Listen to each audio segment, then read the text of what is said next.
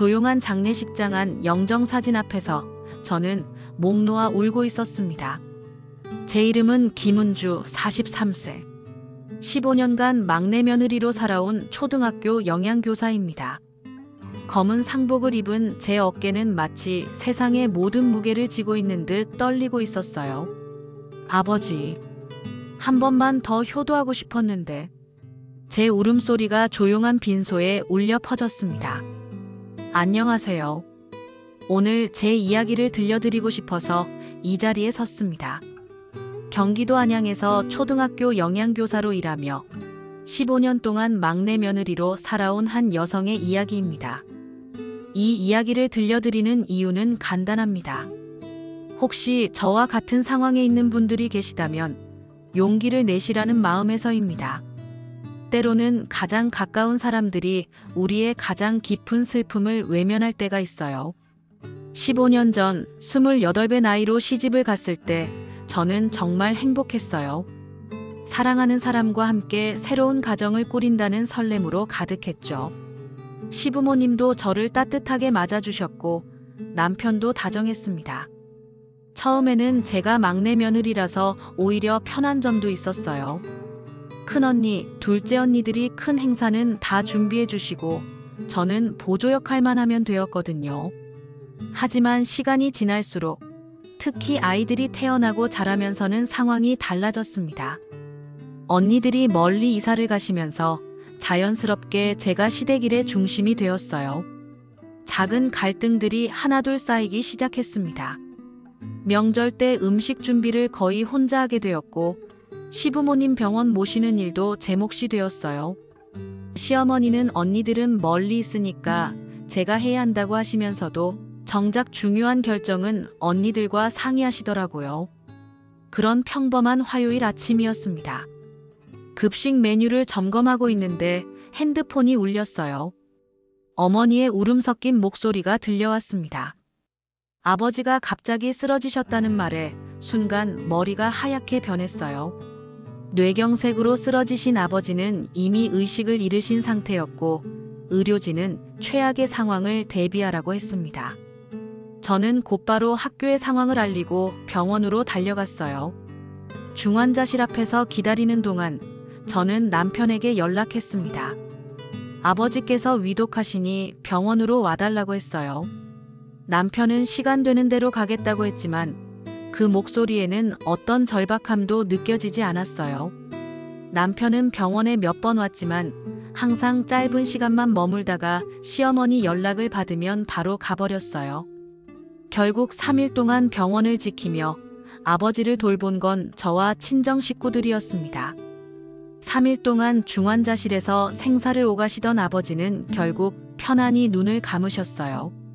제가 아버지의 손을 잡고 있던 바로 그 순간이었습니다. 장례 준비를 하는 동안 남편이 다가왔습니다. 저는 당연히 위로의 말을 해줄 거라 생각했어요.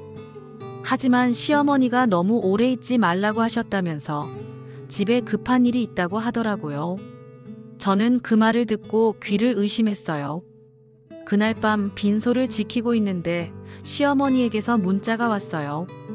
막내 며느리가 장례식장에만 매달려 있으면 집안이 어떻게 돌아가겠냐면서 집에 와서 남편과 아이들 밥이라도 챙겨달라는 내용이었어요. 장례 이틀째 많은 분들이 조문을 오셨습니다. 모두들 아버지를 그리워하며 진심 어린 위로를 해주셨어요. 하지만 시댁에서는 아무도 오지 않았습니다. 시어머니는 감기 기운이 있다고 하셨고 시아버지는 회사 일이 너무 바쁘다고 하셨어요. 그때 제게 문득 떠오른 기억이 있었어요. 작년에 둘째 시언니 시아버지가 돌아가셨을 때는 온 가족이 다 달려갔었거든요. 저도 급식실 일을 조퇴하고 도와드렸는데 정작 제 친정 일에는 이렇게 무관심하시는 거였어요. 발인을 앞두고 마지막으로 아버지를 뵐 시간이 왔습니다. 화장장으로 가는 길, 저는 아버지께 마지막 인사를 드리고 싶어 관 앞에 무릎을 꿇고 앉았어요. 그런데 그때 남편이 제 어깨를 툭툭 쳤습니다. 너무 오래 있으면 안 된다면서 어머니가 오늘 제사 준비를 하신다고 하셨으니 빨리 집에 가야 한다고 말하더라고요. 그 순간 저는 정말 어이가 없었어요. 제가 친정아버지의 마지막을 보내는 이 순간에도 시댁의 제사가 더 중요하다는 거였어요. 화장장에서 아버지의 마지막 모습을 보고 있는데 남편은 계속 시계를 보며 빨리 가자는 신호를 보냈어요. 저는 그때 마음속에서 뭔가 뚝하고 끊어지는 소리를 들었어요. 15년 동안 쌓여온 서운함과 외로움이 한순간에 분노로 바뀌는 느낌이었습니다. 납골당에서 아버지의 유골함을 모시고 나오는데 남편이 또다시 재촉했습니다. 그때 저는 15년 동안 참아온 감정이 한순간에 터져 나왔어요. 당신이 정말 이상하다고. 지금이 언제인데 시어머니 전화가 그렇게 중요하냐고 소리쳤어요. 제 아버지 장례식인데 15년 동안 당신네 집안일이면 뭐든지 우선해왔는데 제가 이렇게 슬픈데 단 하루도 제 편에서 함께 해주지 못하겠냐고 말이에요. 남편은 당황한 표정으로 왜 갑자기 이러냐면서 사람들이 다 본다고 하더라고요. 하지만 저는 멈출 수 없었어요. 사람들이 본다고요? 15년 동안 당신네 집안 체면 지키려고 얼마나 조심해 살았는데 제 아버지 장례식에서조차 눈치를 봐야 하냐고. 당신이 정말 제 남편이 맞냐고 했어요. 그날 저는 15년 결혼 생활에서 처음으로 남편에게 제 마음을 솔직하게 털어놨어요. 그동안 얼마나 외로웠는지, 얼마나 혼자라는 느낌이었는지 모든 걸 쏟아냈습니다. 장례를 모두 마치고 집으로 돌아온 다음 날 시어머니에게서 전화가 왔어요. 사돈이 돌아가셨다니 참 안 됐다고 하시면서도 뭔가 다른 의도가 있는 듯한 목소리 톤이었어요. 이런 말을 하기가 좀 그렇긴 하지만 장례식에 자주 가면 나중에 명절이랑 제사 때 불편하다면서 앞으로는 좀 조심해야 할 것 같다고 하시더라고요. 시어머니는 미신적인 얘기긴 하지만 상가의 기운이 집안으로 들어오면 좋지 않다고 하시면서 특히 저는 아직 젊으니까 둘째 계획도 있을 텐데 그런 기운은 피하는 게 좋지 않겠냐고 하셨어요. 그 순간 저는 숨이 막혔어요. 제 친정아버지의 죽음을 그런 식으로 표현하다니. 저녁에 남편이 돌아와서 한 말이 더 충격적이었어요.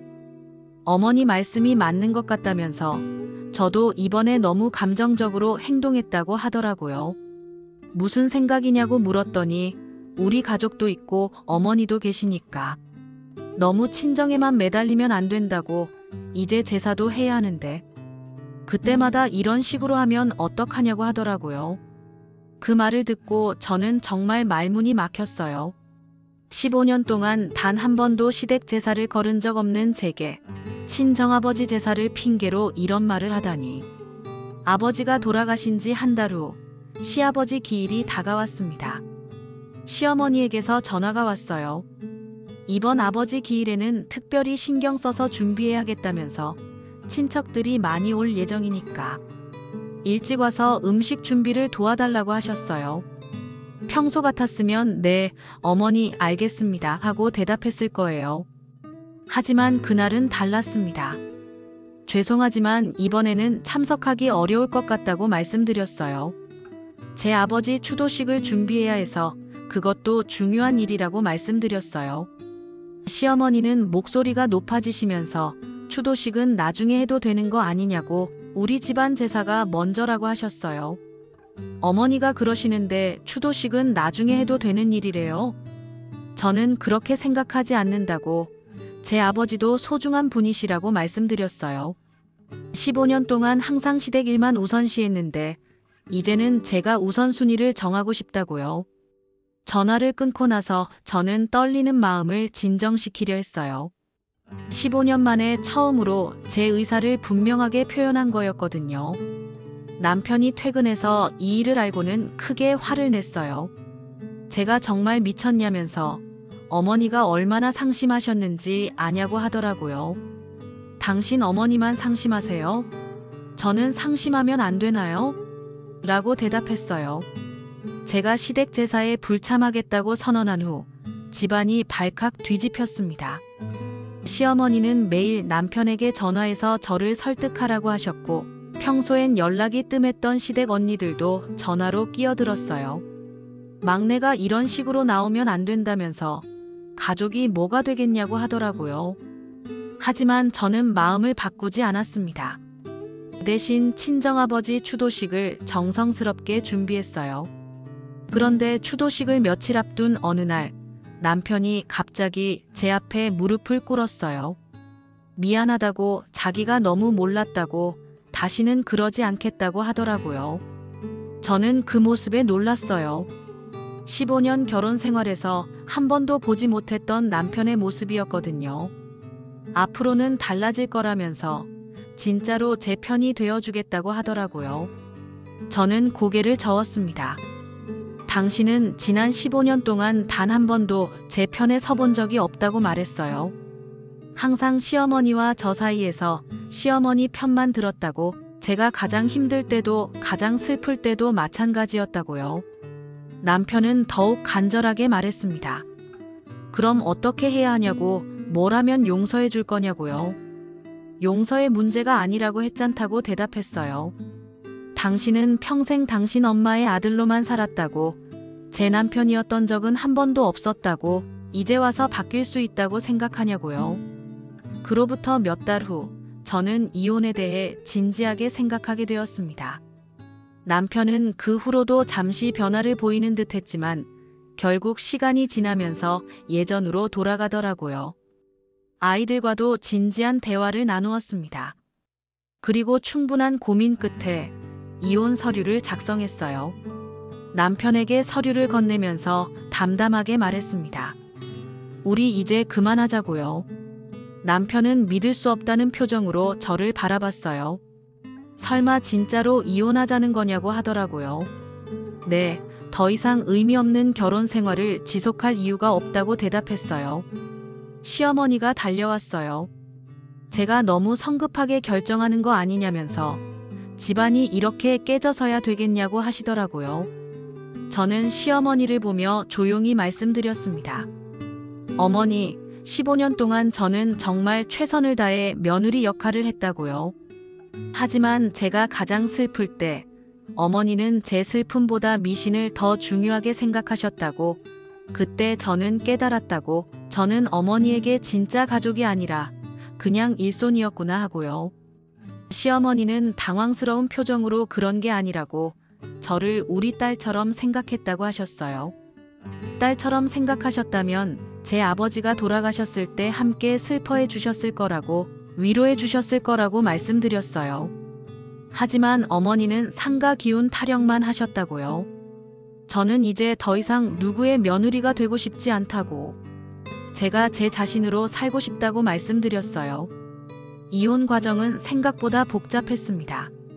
재산 분할, 양육권 문제, 그리고 무엇보다 아이들에게 충분히 설명하고 이해시키는 것이 가장 어려웠어요.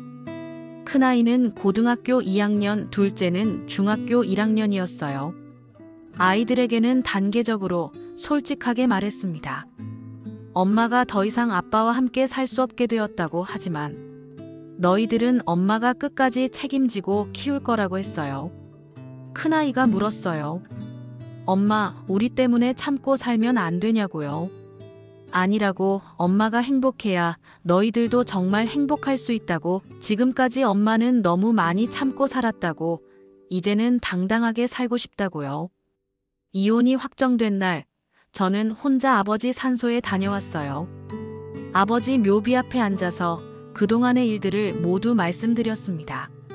아버지, 이제야 제대로 된 효도를 시작할 것 같다고요. 15년 동안 시댁 눈치 보느라 아버지께 소홀했던 게 후회됐는데 이제는 마음 편히 아버지를 그리워할 수 있을 것 같다고요. 그날 오후 새로운 집으로 이사를 했습니다. 아이들과 함께 살 작은 아파트였지만 15년 만에 처음으로 제가 주인인 공간이었어요. 첫날 밤 아이들이 잠든 후 베란다에 나가서 밤 공기를 마셨습니다.